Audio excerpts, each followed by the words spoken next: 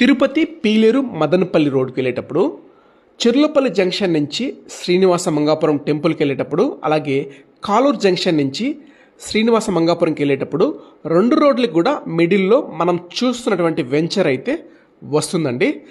Narayana girls campus అయితే చెర్లోపల్లి మంగాపురం రోడ్డుకి వస్తుంది. అలాగే నారాయణ స్కూలు బాయ్స్ క్యాంపస్ అయితే కాలూరు మంగాపురం రోడ్డుకి వస్తుందండి.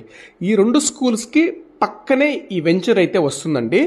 ఇందులో మనకు వచ్చేసి మంచి మెజర్మెంట్స్ అండి, అలాగే బడ్జెట్ ఫ్రెండ్లీగా ఉన్నటువంటి ప్లాటు.